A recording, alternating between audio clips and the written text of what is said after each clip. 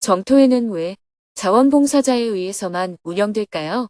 2025년 5월 18일 100일 법문 91일째 일요 명상 100일 법문 봉사자들과의 만남. 안녕하세요. 오늘은 법륜 스님의 100일 법문 91일째 날입니다. 어제 자연 속에서 농사일을 하며 하루를 보낸 스님은 다시 서울로 향했습니다. 새벽 4시 30분에 두북 수련원을 출발했습니다. 고속도로 위를 달리는 동안 차창 밖으로 해가 떴습니다. 차 안에서 도시락으로 아침 식사를 하고 8시에 서울 정토회관에 도착했습니다. 업무를 보다가 정토사회문화회관으로 향했습니다. 오전 10시 15분이 되자 3층 설법전에는 250여 명의 대중이 자리했습니다. 삼귀와 반야심경을 봉독하며 일요 명상을 시작했습니다. 스님의 안내에 따라 30분간 3번 명상을 했습니다. 포행을 할 때는 자세와 동작을 알아차리는 것에 집중했습니다. 명상을 마치고 대중은 모든 별로 마음 나누기를 하였고 스님은 점심 식사를 한 후 지하 대강당으로 향했습니다. 오후 2시부터는 지하 대강당에서 100일 법문 봉사자 만남의 날 행사를 했습니다. 이번 100일 법문 기간 동안 경전 강의, 불교사회대학, 정토불교대학, 수행법회, 금요증문직설, 1080배 정진, 명상 등 다양한 프로그램을 진행하기 위해 많은 봉사자들이 수고를 해주었습니다. 건물 운영과 관리, 청소, 공양 준비에도 많은 봉사자들이 애를 썼습니다. 총 337명의 봉사자들이 한자리에 모인 가운데 삼귀, 반야심경 봉독을 하며 봉사자 만남의 날 행사를 시작했습니다. 먼저 이번 100일 법문 특별정진위원회 위원장을 맡고 있는 유스 스님이 인사말을 했습니다. 많은 분들의 노고와 정성 덕분에 오늘에 이르렀다고 생각합니다. 보이는 곳과 보이지 않는 곳에서 애써주신 모든 분들의 노력에 감사의 마음을 전합니다. 무엇보다 가장 큰 공덕은 법륜 스님께서 단 하루도 빠짐없이 쉬지 않고 귀한 가르침과 법문을 들려주신 데 있습니다. 이번 100일 법문은 부처님의 가르침이 새롭게 다가오는 뜻깊은 시간이었습니다. 이제 천일결사의 마지막 해인 3년차에 접어들었습니다. 이 시점이면 지쳤다, 그만해야겠다 하는 말이 나올 법도 한데 지금은 그런 이야기가 사라졌습니다. 그런 말들이 사라진 이유는 100일 법문의 공덕이 아닌가 생각합니다. 많은 정토회 회원들의 정성 위에 오늘 이 순간이 있다고 생각합니다. 감사합니다. 이어서 100일 법문 동안 곳곳에서 봉사를 한 활동가들의 모습을 영상으로 함께 보았습니다. 영상 속에서 길게만 느껴졌던 지난 100일이 주마등처럼 스쳐 지나갔습니다. 다음은 이번 100일 법문이 무사히 마무리되고 있는 것을 축하하며 봉사자 중 한 명인 장정윤님과 김나결님이 아름다운 목소리로 노래를 불러주었습니다. 노랫말 속에서 수행의 향기를 가득 느낄 수 있었습니다. 이어서 누구나 무대 앞으로 나와 자유롭게 발언하는 1분 스피치 시간을 가졌습니다. 100일 동안 봉사하면서 들었던 마음을 허심탄회하게 나누는 시간입니다. 다들 스님 앞에서 하고 싶은 이야기가 많았나 봅니다. 1분 스피치를 하고자 하는 사람들이 앞다투어 나섰습니다. 갑자기 팀장을 맡게 되었지만 지금 90일이 넘으니까 이제는 도반들이 가족 같습니다. 100일이 끝나면 앞으로 300일도 같이 해요. 부처님 말씀에 지금 하지 않으면 나중에는 할 수 없다는 말기가 있더라고요. 그래서 참가했는데 여러 사람들과 일하다 보니 재미가 있습니다. 봉사는 역시 보람 있는 일이라는 사실을 크게 느꼈습니다. 저는 건강이 안 좋아서 1080배 하다가 쓰러지면 어떡하지 걱정했습니다.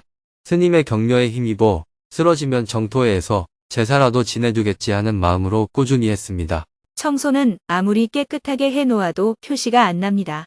하지만 뭔가 지저분하면 지적받는 일입니다. 경전에서 바보 주리반트기 청소하다가 깨달음을 얻었다는 그 이야기를 읽고 내 마음의 때를 벗기는 것이 청소라고 생각하고 내 집보다 더 깨끗하게 청소를 하고 했습니다.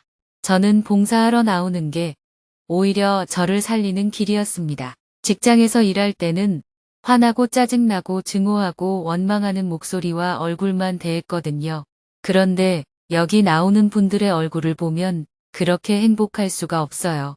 봉사 덕분에 새로운 힘을 얻었습니다. 공양간에서 식사 준비를 하고 있다가 스님이 내려오면 스님, 우리하고 사진 한번 찍어주세요. 이래도 사진을 안 찍어주셨어요. 왜 쉰 김치만 있고 맛있는 김치가 없냐 그러셨어요. 그런데 저희들이 맛없는 걸 드리고 싶어서 그런 게 아니고요. 하필 남은 김치를 내놓은 날에 딱 걸린 거예요.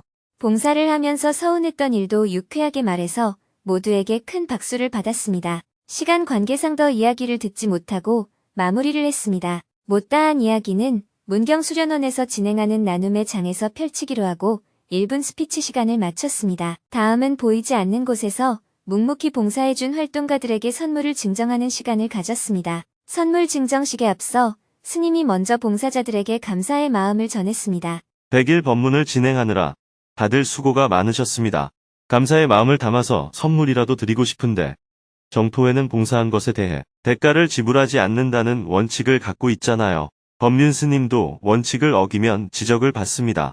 코로나 팬데믹 때 두북 수련원에서 거사님들이 무더운 여름에 땀을 뻘뻘 흘리면서 예초기를 돌려주어서 국수라도 한 그릇 삶아 줍시다 하고 제안하면 옆에서 행자가 스님, 그건 정토의 원칙에 어긋납니다 하고 지적해요.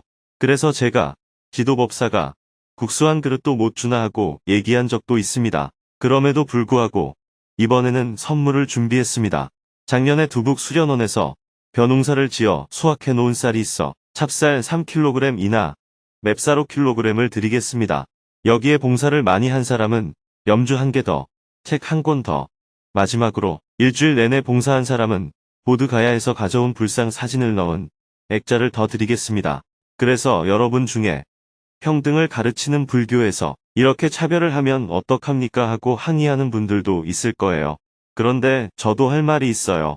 여러분도 봉사를 차별적으로 했기 때문에 저도 그에 맞게 차별적으로 선물을 드리려고 합니다.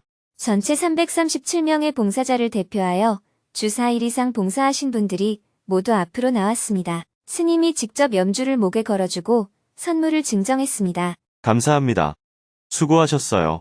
봉사자들은 스님의 마음이 듬뿍 담긴 쌀포대와 책 등을 받아 들고 자리로 들어갔습니다. 선물을 한알은 받고 기쁜 마음으로 모두가 스님에게 3배의 예로 법문을 청했습니다. 스님은 수행자는 어떤 마음 자세로 봉사를 해야 하는지 이야기했습니다. 정토사회 문화회관에서 100일 법문이 원활하게 진행될 수 있는 것은 바로 봉사자 여러분 덕분입니다. 오늘 참석한 330여 명뿐만 아니라 참석하지 못한 300여 명까지 합하면 봉사하시는 분이 600여 명이나 된다고 합니다. 이처럼 많은 분들의 자발적인 참여가 있기에 이번 100일 법문이 가능했습니다. 모든 것이 바로 여러분의 노고 덕분입니다. 노동과 봉사의 차이는 무엇일까요? 제가 생각하기에는 봉사라는 말은 본래 없었던 말이 아닌가 싶습니다. 사람은 자기 삶을 살아갈 때 봉사한다라는 표현을 쓰지 않습니다. 예를 들어 내가 내 얼굴을 씻고 내가 입을 옷을 만들어 입고 내가 먹을 음식을 손수 지어 먹고 밭에 나가 농사를 짓는 일을 우리는 봉사라고 하지 않잖아요. 봉사라는 말은 오히려 자신의 노동을 돈을 받고 파는 일이 생기면서 그것과는 반대로 노동을 돈을 받고 팔지 않고 행하는 일을 지칭하기 위해 생겨난 표현으로 보입니다. 우리는 일을 하고 그에 대한 대가로 돈을 받으면 노동이라고 부릅니다. 그리고 그 노동을 제공하고 임금을 받아 생계를 유지하는 사람을 임금 노동자라고 말합니다. 이런 기준으로 과거를 돌아보면 노예는 일을 해도 대가를 전혀 받지 못하는 존재였습니다. 주인이 대가를 지급하지 않기 때문에 노예는 노동을 착취당했다고 말할 수 있습니다. 노예는 받아야 할 정당한 대가를 받지 못하고 자신의 노동을 빼앗긴 사람이라고 볼 수 있습니다. 그 후 중세시대에는 농노가 생겨났습니다. 농노는 노예 신분에서 벗어났지만 특정한 땅에 속박되어 살아가는 사람을 말합니다. 즉 농사를 짓는 노예라는 뜻으로 농노라고 부릅니다. 그러나 일반 노예보다는 훨씬 나은 조건에서 자기 삶을 살아갔습니다. 이후 시대가 지나면서 일부 농노들이 영주에게 돈을 주고 신분을 사서 자유인이 되었습니다. 이렇게 자유를 얻은 사람들이 바로 우리가 말하는 노동자입니다. 노동자는 자신이 어디에서 어떤 노동을 하든지 스스로 결정할 수 있게 되었습니다. 다시 말해 내가 나를 얼마에 어디에 팔 것인가를 직접 선택할 수 있게 된 거예요. 노예는 주인이 결정하고 농노는 영주가 결정했지만 노동자는 삶을 스스로 선택할 수 있는 주체가 된 것입니다. 이런 맥락에서 봉사란 내가 어떤 일을 할 때 돈을 받지 않고 즉 나의 재능을 팔지 않고 내 일처럼 하는 것을 말합니다. 즉 돈을 받아야 하는데 못 받는 것이 아니라 이건 내 일이니까 내가 직접 하겠다 하고 스스로 결정하는 거예요. 그런데 가끔은 봉사를 강제로 시키는 경우도 있습니다. 군대에서는 상관이 부하에게 봉사를 강요할 때가 있습니다. 노예나 농노는 아니지만 그 일을 할지 말지를 내가 결정하는 게 아니라 누군가가 대신 결정하는 거예요. 그래서 눈치를 보며 어쩔 수 없이 봉사하는 경우도 많습니다. 그와 달리 순수하게 자기가 봉사를 하기로 결정하는 것을 자원봉사라고 합니다. 자원봉사는 마치 내가 세수를 하고 목욕을 하듯 내 일을 스스로 하는 것과 같습니다. 여기에는 돈을 받고 무언가를 파는 개념이 전혀 없습니다. 그렇기에 자원봉사는 곧 자기 실현이라고 말할 수 있습니다. 그러나 우리가 봉사하는 마음으로 일을 하더라도 주변 사람들은 그 행위를 다르게 느낄 수 있습니다. 특히 오랫동안 노동을 한 대가로 임금을 받아야 한다는 생각에 익숙한 사람들은 왜 굳이 돈도 안 받고 바보 같은 짓을 하느냐 라고 말할 수 있겠죠. 여러분의 친구나 가족, 특히 배우자가 그렇게 생각하는 경우가 많습니다. 왜냐하면 자본주의 사회에서는 노동을 팔아 돈을 버는 것이 당연한 시스템이기 때문입니다. 그래서 돈을 받지 않고 그냥 도와주는 행동을 바보 같다, 이렇게 보는 시선이 있습니다. 그러나 봉사는 자기 실현의 길입니다. 수행자가 이익을 추구하면 안 되는 이유. 수행자는 본질적으로 무언가를 팔지 않도록 되어 있습니다. 만약 제가 대학에서 강의를 하고 돈을 받는다면 저는 수행자가 아니라 노동자가 됩니다. 스님이라 하더라도 월급을 받는 학교 선생님이나 교수로 일한다면 엄밀히 말해 수행자가 아니라 학자나 임금 노동자일 뿐이에요. 이것은 계율과도 관련이 깊습니다. 농사를 짓는 것 자체는 문제가 아니지만 그 농산물을 팔아 이익을 추구하는 것은 계율에 어긋납니다. 출가 수행자가 지켜야 할 일하지 말라 하는 계율은 단순히 노동을 멈추라는 뜻이 아니라 이익을 추구하는 노동을 하지 말라는 의미입니다. 만약 일을 하지 않으면서도 먹고 입고 잘 수 있으려면 누군가의 노동에 의존할 수밖에 없습니다. 그것은 결국 빚을 지는 셈이 됩니다. 그래서 수행자는 남이 만든 옷을 입는 것도 빚을 지는 일이므로 남이 버린 옷을 입어야 하고 남이 만든 음식을 먹는 대신 남이 먹다 남긴 음식을 먹어야 합니다. 집 역시 마찬가지입니다. 남이 지어놓은 집에 사는 것도 설령 그 집을 보시받았다 하더라도 결국 빚을 지는 것이기에 숲속이나 동굴, 빈집 처마 밑에서 잠을 자야 합니다. 일을 하지 않는 대신 이렇게 살아야 누군가의 노동에 의지하지 않는 삶을 살 수 있는 것입니다. 자신이 직접 일을 해서 생계를 유지하는 건 괜찮아요. 그러나 그 일이 돈을 벌기 위한 목적이 되어서는 안 됩니다. 원래 출가자는 돈벌이를 못하게 되어 있어요. 즉, 이익을 추구해서는 안 되게 되어 있습니다.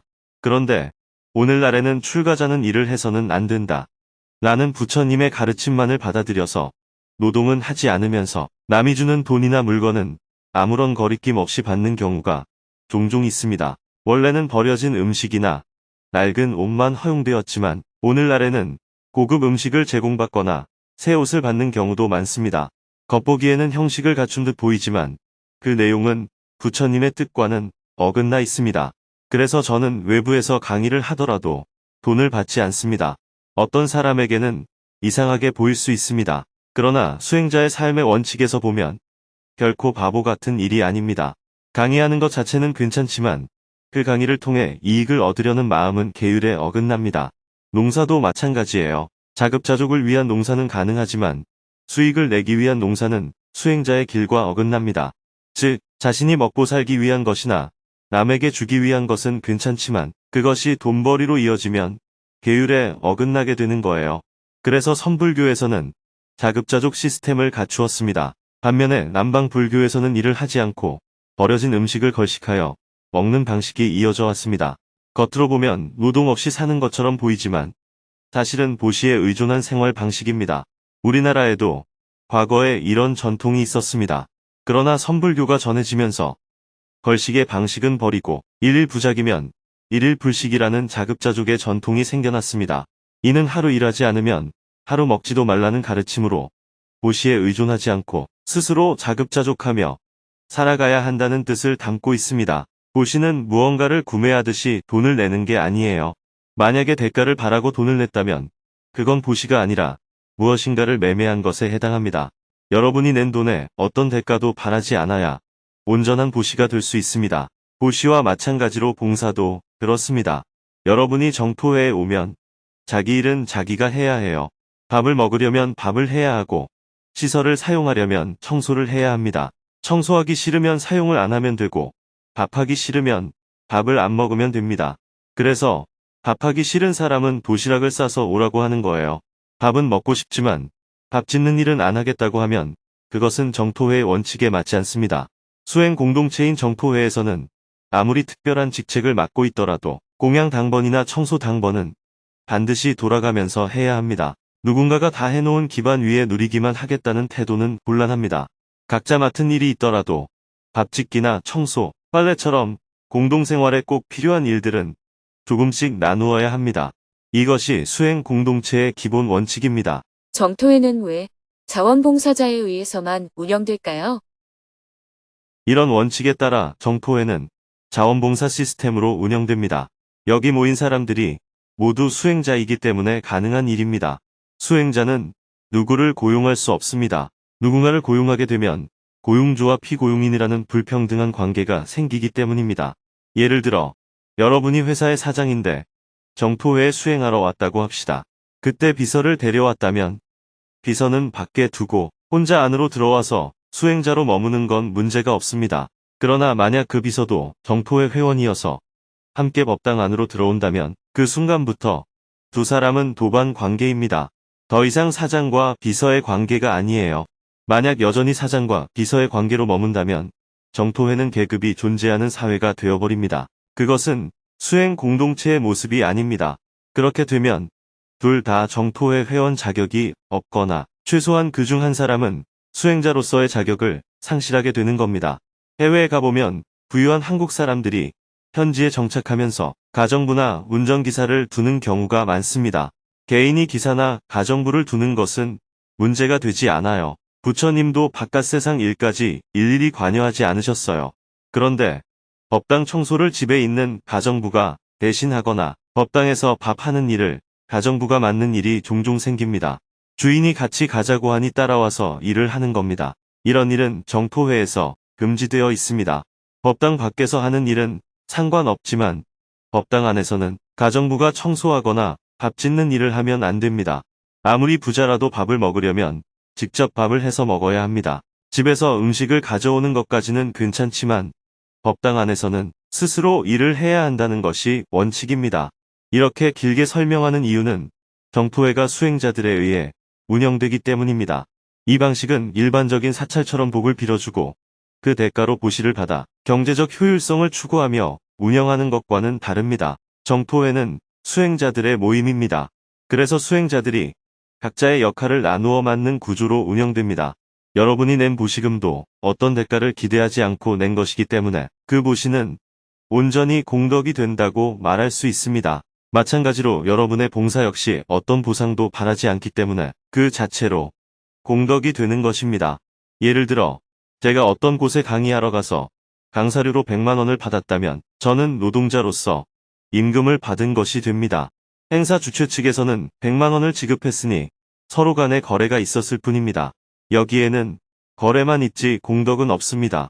그런데 제가 무료로 강의를 했다면 봉사를 한 것이 되니 공덕이 됩니다. 또한 행사 주최 측에서도 JTS에 보시를 하면 그 또한 공덕이 됩니다. 그러니 이 관계는 매매 관계가 아니라 서로 공덕을 짓는 관계가 됩니다. 서로 공덕을 짓는 관계를 우리는 사랑이라고 말합니다. 대가를 주고받는 것은 매매이지만 대가 없이 서로를 위한 마음은 사랑이라고 불러요. 정토회가 자원봉사에 기반해 어렵게 운영되는 이유도 바로 여기에 의미가 있습니다. 정토회는 왜 이렇게 비효율적으로 운영하냐고 반대하는 사람도 많아요. 사실 저도 이 방식이 과연 지속 가능할지 확신은 없습니다. 그런데 제가 살아있는 동안만이라도 이 원칙을 지켜나가 보자는 마음으로 해나가고 있습니다.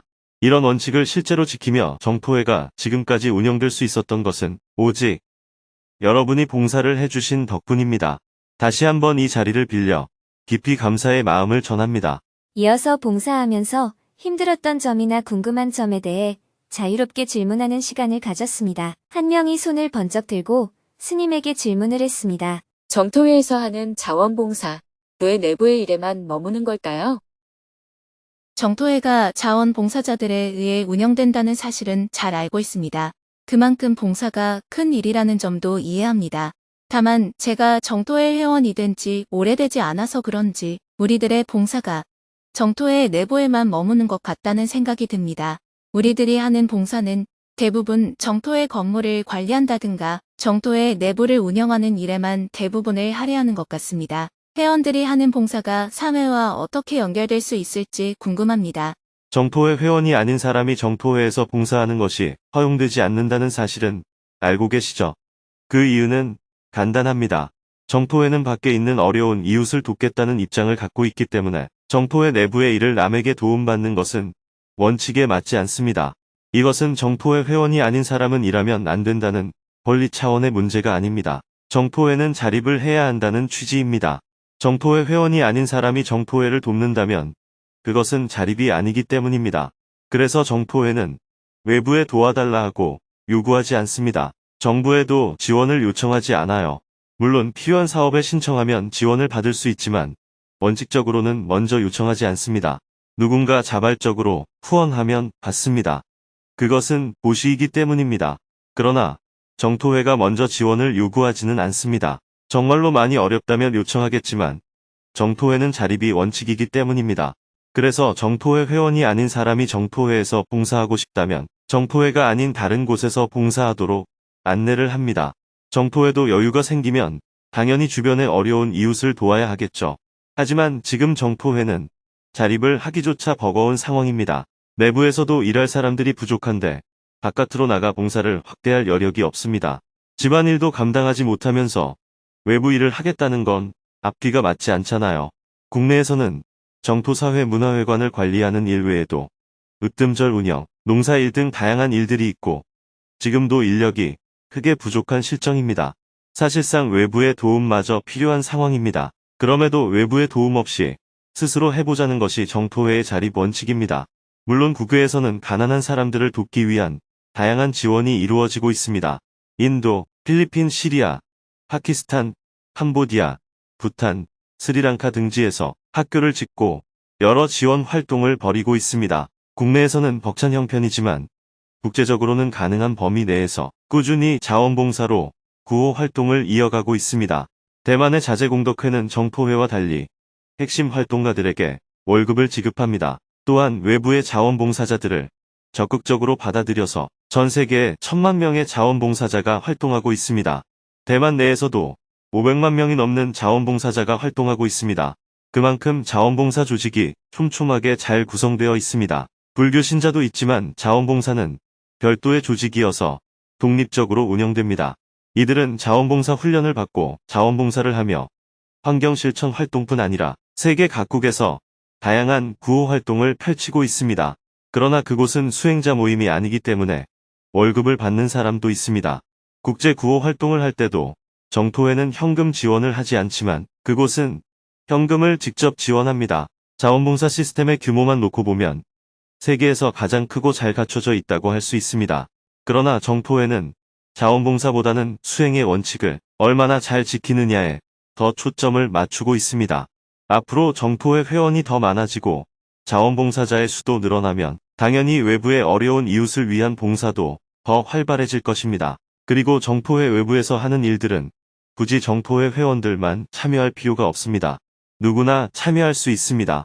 예를 들어 우리 동네에서 어려운 이웃을 돕고자 할 때는 그가 정토회 회원인지 여부와는 아무 상관이 없습니다. 다만 정토회 내부의 일은 자립해야 한다는 원칙에 따라 정토회 회원이 맡아서 해야 한다는 점을 다시 한번 말씀드립니다. 잘 알았습니다. 감사합니다.